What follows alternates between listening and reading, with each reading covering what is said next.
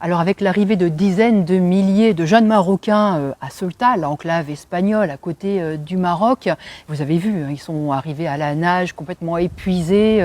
Et bien depuis ce moment-là, l'extrême droite française est en ébullition. Alors tous, Zemmour, Knafo, Jordan Bardella, bien sûr, Le Pen aussi, nous expliquant que voilà, c'est l'invasion qui est en marche et que finalement ces dizaines de milliers de jeunes, on va les retrouver demain en France. Et la même petite musique, d'ailleurs, est jouée par Macron, qui a demandé à Núñez d'envoyer la police à la frontière espagnole. Mais quelle blague! Quelle blague, ces jeunes, en fait, ils vont même pas franchir la Méditerranée pour la plupart. Alors pour plein de raisons. D'abord parce que Pedro Sanchez, il veut les refouler, et c'est ce qu'il va faire. Et puis aussi parce qu'en réalité, même si l'enclave de Ceuta fait formellement partie de l'Union européenne, l'admission des personnes qui sont à Ceuta dans l'espace Schengen, c'est-à-dire dans toute l'Union européenne pour circuler d'un pays à l'autre, n'est absolument pas automatique. Il y a une dérogation, il faut des autorisations.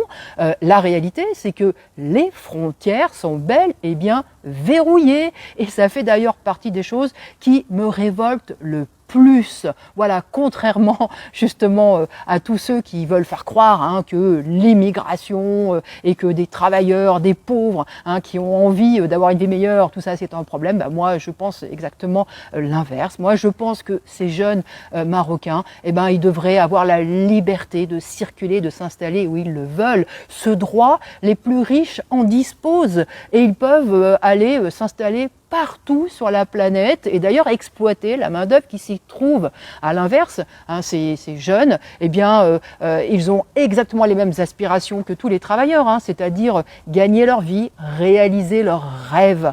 Ils doivent en avoir la possibilité. Alors voilà, je profite de ces images, déchirantes, parce qu'on voit toute une jeunesse qui a une telle envie, une telle détermination de vivre mieux.